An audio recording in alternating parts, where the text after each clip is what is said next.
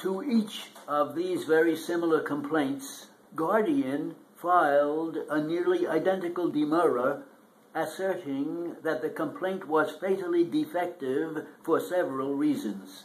First, Guardian contended that the entire complaint was time-barred by Section 340.5, the statute of limitations set forth in the medical injury compensation statutes for actions based on professional negligence by a health care provider. Under Section 340.5, Guardian noted the limitations period for a medical negligence claim expires 1 year after discovery of the negligently caused injury, with a maximum period of 3 years from the actual date of injury. Guardian argued that because plaintiffs' claims arose from the rendering of professional medical services during their decedent's admission to Guardian of Lewis, the limitations period for each plaintiff's claims expired no later than 1 year after their decedent's discharges in 1996 and 1997.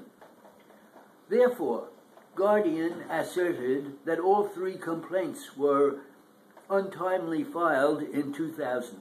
Second, Guardian rejected plaintiffs' contention that their complaints were timely disseminated pursuant to Section 340.3 within 1 year from the date of Guardian's convictions for felony elder abuse in May 2000.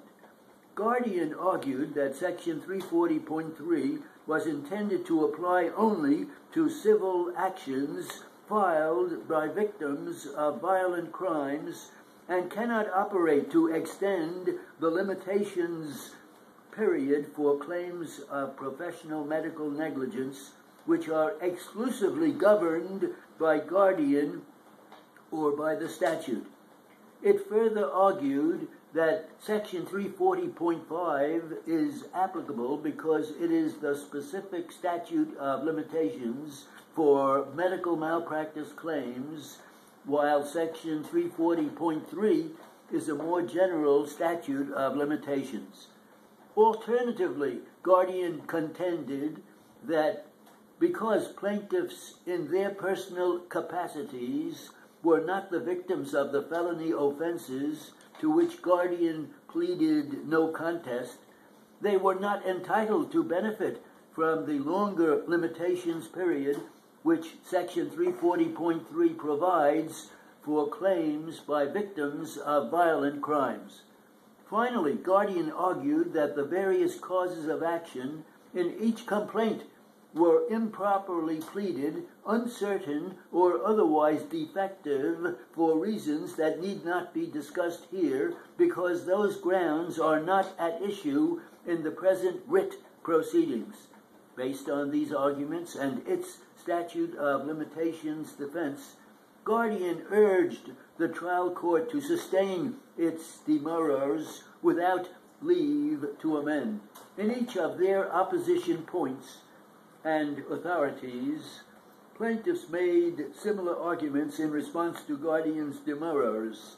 Regarding Guardian's statute of limitations defense, plaintiffs argued that the controlling statute is Section 340.3 because that statute is part of a comprehensive statutory scheme enacted to achieve Proposition 8's goal of providing restitution to all persons who suffer losses as a result of criminal activity.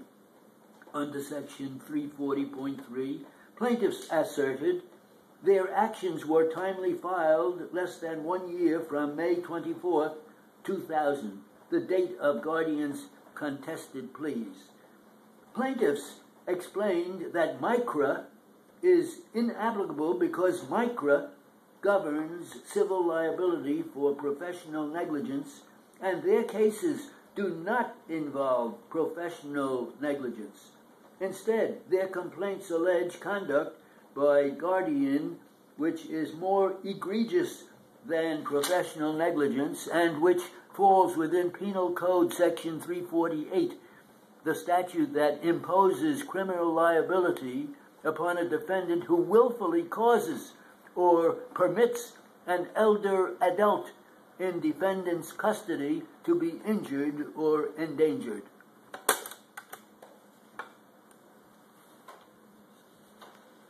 Okay. 120.